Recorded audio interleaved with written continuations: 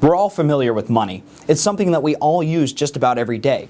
It occupies an undeniably tremendous role in our society, and yet, how many of us have really taken the time to think about what it is and how it works?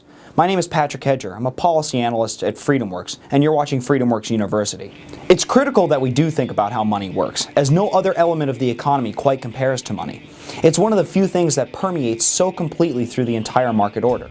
Further, money allows for us, as free people, to passively manage the production and consumption of resources, goods, and services in our economy, via prices and without government dictators. So first, let's define money. We often think of money as only the bills and coins we carry in our wallets. Yet credit cards, debit cards, gift certificates, and traveler's checks can all be considered forms of money. Money can literally be anything. On the remote Pacific island of Yap, huge circular stones, too physically large to be moved by any fewer than 20 men, were used as money. In many prisons, cigarettes serve as a de facto currency. Even 100% digital currencies trapped in computer code, like Bitcoin, have emerged and are becoming widely recognized. These things all couldn't be more different, but that's what they have in common, is that everyone in their respective markets agrees to accept them as a legitimate form of payment. Thus, the definition of money is simply the name we use for any medium of exchange.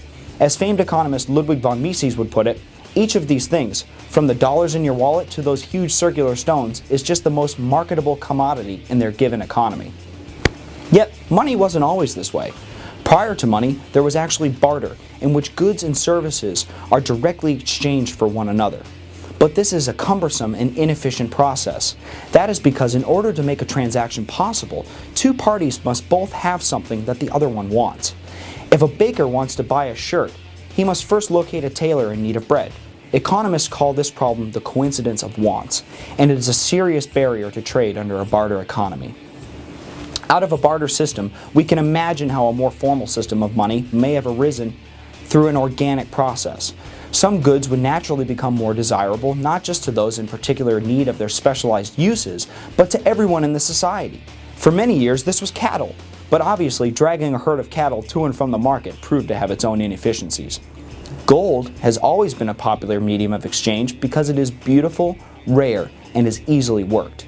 Even though those who had no skill in metalworking would happily accept gold for their payments or for their services, either to appreciate its beauty or secure in the knowledge that they would have no trouble to trading it later.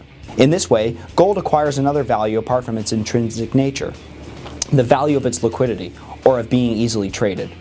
In addition to its function as a medium of exchange, money also has several other important uses. For example, money is a convenient way to preserve wealth and prevent it from deteriorating over time. Again, we see why money has evolved in this way.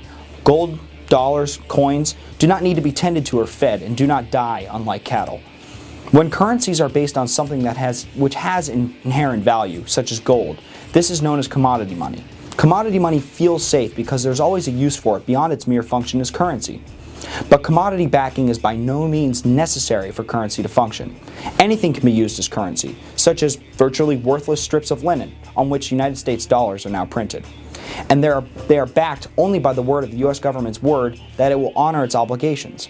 Today, the value of the dollar is not based on the materials from which it's made, but merely from its limited supply and mutually agreed upon value by all actors in the economy.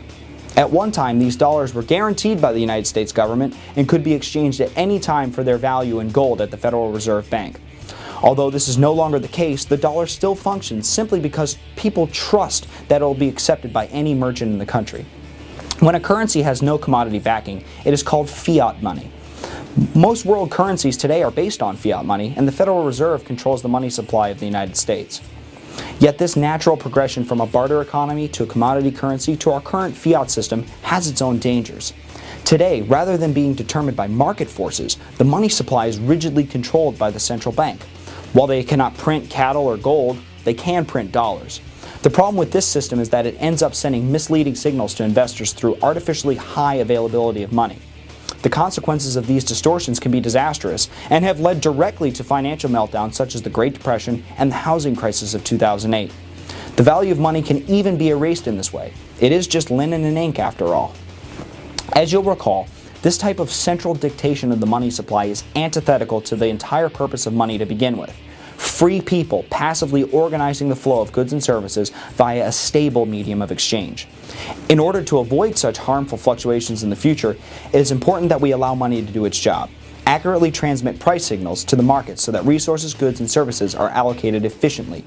Only by keeping money supply sound can we ensure an economy that is both stable and prosperous for many years to come.